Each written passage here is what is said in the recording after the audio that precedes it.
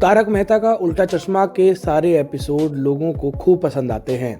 तारक मेहता का उल्टा चश्मा के उन घपलों के बारे में आज हम आपको बताएंगे जिनके बारे में जानकर आपके होश उड़ जाएंगे। पांचवा और सातवां तो आपने सोचा भी नहीं होगा।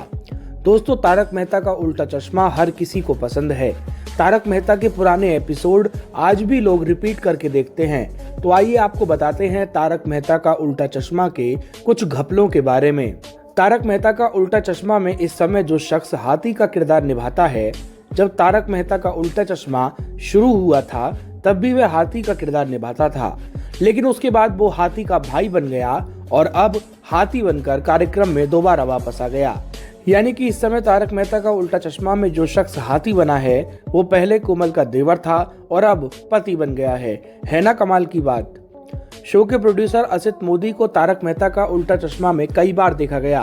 बीच बीच में असित मोदी कई बार नजर आते हैं, लेकिन क्या आपने तारक मेहता का उल्टा चश्मा का वो एपिसोड देखा है जिसमें बबीता जी, जेठालाल, दया, बापूजी सभी लोग कच्छ जा रहे होते हैं और उसी बीच असित मोदी ट्रेन में मिलते हैं। तब जेठालाल असित मोदी को गिरा देते हैं और पहचान करने से ही इनकार कर देते हैं।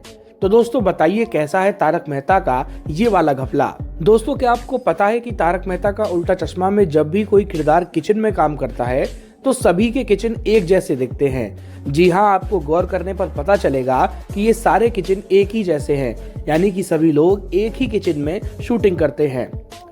तारक मेहता का उल्टा चश्मा में आपने देखा होगा कि दया जब भी खाना बनाने के लिए जाती है तो जेठालाल के बेडरूम से होकर रसोई में जाती है, और जेठालाल जब भी नहाने जाता है तो वो भी अपने बेडरूम में जाता है। लेकिन अब सोचने वाली बात यह है कि अगर जेठालाल का बेडरूम पीछे है तो उसमें किचन कहाँ है?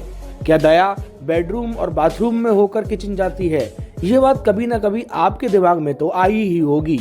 गोकुलधाम सोसाइटी का एक और घपला।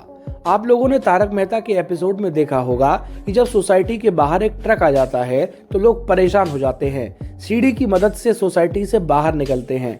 वहीं दूसरी तरफ जब एक बार जेठालाल को बाहर जाना होता है तो वो घर के पीछे वाले गेट से बाहर निकल जाता है।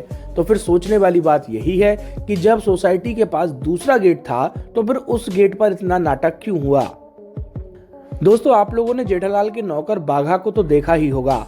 बाघा के दोनों हाथ हमेशा ऊपर उठे रहते हैं। कहा जाता है कि बाघा बचपन से ही ऐसा है, लेकिन जब शो में बाघा ने एंट्री की थी तब उसके हाथ ऐसे नहीं थे।